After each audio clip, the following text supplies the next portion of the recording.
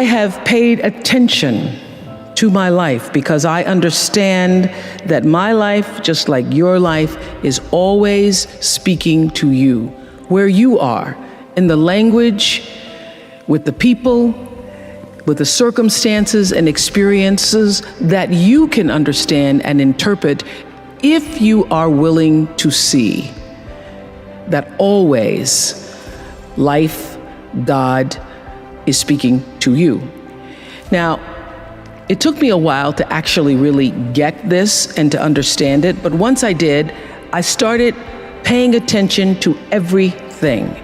And one of the reasons why I can now accept the fact that I can offer my gatherings of information and wisdom and call myself a spiritual teacher is that every single person who ever came on my show, and I hear there's like 37,000 guests I've talked to, a lot of them came from dysfunction and a lot of them wouldn't appear to be teachers, but every one of them had something to say that was meaningful and valuable and that I could use to grow myself into the best of myself, which is what all of our jobs are.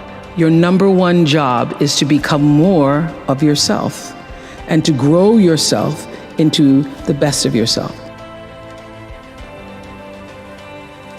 It is your job to make yourself whole. Not perfect, but whole and full. Your real work in life, your real work, is to fill yourself till your cup runneth over, so that you're never grasping and needy, clamoring and insecure. But you can live your life assured in your worthiness and your right to be here and to become the best version of yourself as a woman being.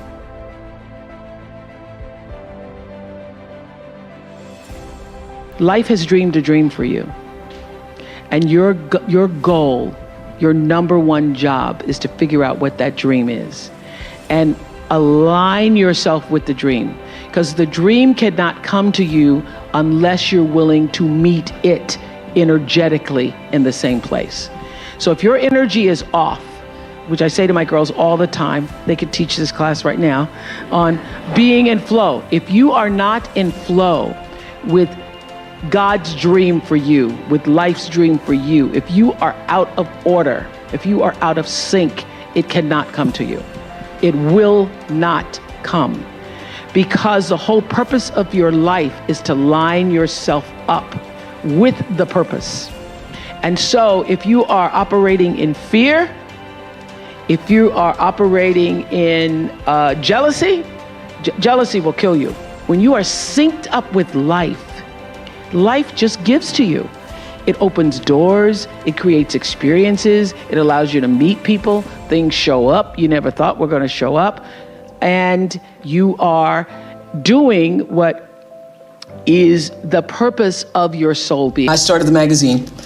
They said, you will not see a profit for at least the next 5 years, and we were profitable the first month, the second month, and have been since. And so I thought, oh, okay, those predictions, that is not really not true. I had no idea how difficult it would be. However, I am really, there's an old spiritual that says, wouldn't take nothing from a journey now.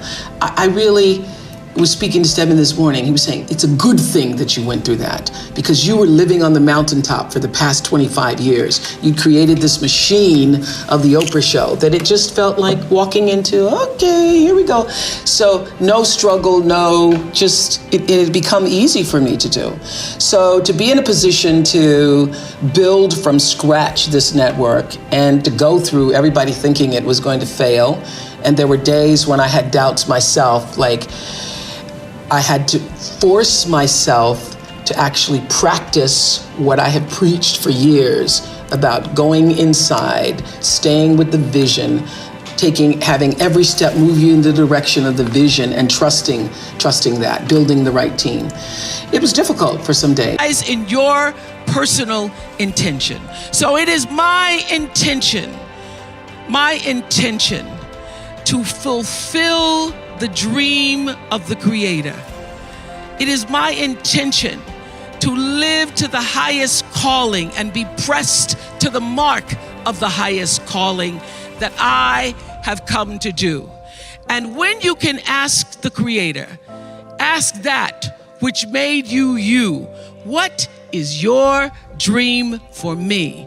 I guarantee you, instead of you trying to define the dream, what is your dream for me? If you're able to lean into the dream that the universe and all the forces of light and love and power and grace by all the names that we call God has for you, nobody can touch you. Nobody can touch you. That show was on for 25 years in Chicago, and when you did it, you won, I think, almost 50 Emmy Awards, and it was voted one of the best TV shows in the history of TV. So you ended it, though, after 25 years to do other things, and we'll talk about that, but you no regrets about ending that show. No regrets whatsoever. You know, I didn't want to be punch drunk in the ring, still trying to come up with what is the next thing, because over the years, we became our own greatest competition. So when I first started, went national in 1986, every time there'd be another talk show, I'd be, Geraldo Rivera, what are we gonna do? And then I realized a couple of years in that you run your own race better than anybody. Every single day, I would have a pre-show meeting and have the producers come in and state to me, what is your intention? How do we want to use whoever is on this show, whatever is happening on this show, to serve the audience in a way that fulfills the mission of uplifting, enlightening, encouraging, as well as entertaining. And if it doesn't do that, then I can't do it.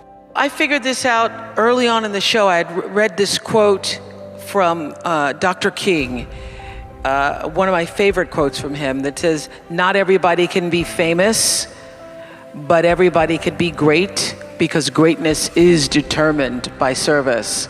And I literally shifted, I used that quote to help me shift the way I saw the platform of television. Instead of like, I'm on TV, how do I use that platform as a platform of service is what I did. Yeah, we know, and you did that pretty well too.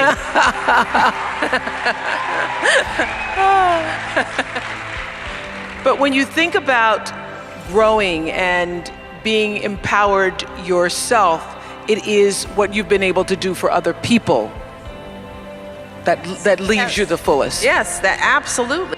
There's a bigger dream waiting for you, just waiting for you to step into it. To step into it. Your life is big. Your life is huge. And we spend so much time wanting to be in somebody else's life. And you don't get honored, you don't get revered, you don't get celebrating wanting what somebody else has, because that which created you, divine intelligence that dreamed you from before your ancestors ever knew they would become your ancestors, that which dreamed the seed of you, wants you to know how special, how wondrous, how mysterious, how complex, how glorious, how phenomenal you are. And you get no credit messing in somebody else's territory or trying to have power over something you have no control. Another one of my favorite teachings is The Wizard of Oz. When the Wicked Witch of the West says, go away from here because you don't have any power here, you have no power in any territory other than your own. Oh, but you are the master of that. You get to be the master of your own fate. You get to be the captain of your own soul. And if you just manage that, if you just took care of your territory, oh, the glorious, glorious, glorious, wondrous, wondrous opportunities and possibilities that are waiting for you. So the question is, what are you resisting? What are you pushing against? What are you not allowing? What are you blocking because you have this idea of who and what you're supposed to be, instead of leaning into the dream that's already been created and waiting for you. It's waiting for you. And the second, it's an instant thing. It's a shift in the way you see yourself and the power from which you have come. I started feeling like, I think everybody knows, I've moved my whole life on instinct, you know? I feel like now it's time to let the show go. I feel like it's time to move on because I've grown as much as I can grow. When I've grown as much as I can grow in a space, that's my instinct to move. I went through some tough times after I left the Oprah show. I made a conscious decision that I did not want to be sitting on TV with the Oprah show and y'all saying she should have left that show. That show was really good 2 years ago. I made a conscious decision that when I felt I had said all that I could say and the audience had heard it, that I would move on and that I would not spend my life regretting or trying to hold on to what used to be or hold on to what I had. So I dreamed this dream of starting a network. And in the beginning, it was a struggle. It was a struggle because honest to goodness, I did not know what I was doing. I was trying to figure it out.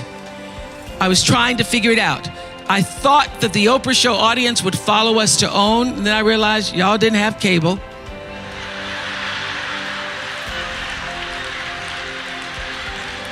And if you had cable, you did not have the OWN package. So it took me a minute.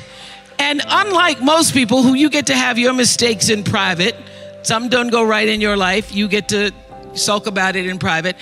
If I make a mistake, it's on the CNN crawl or the CNN news. So when I was in the climb and there were so many wonderful owners, I see Churl Action Jackson here. There were so many wonderful owners, people who said, oh, we're gonna stand with you. We're gonna stand by you. Thank you, Roland Martin. There were so many people who said, listen, we believe that this can happen. So I dreamed the dream along with Tyler Perry, who was my friend, who came to me and said, Tyler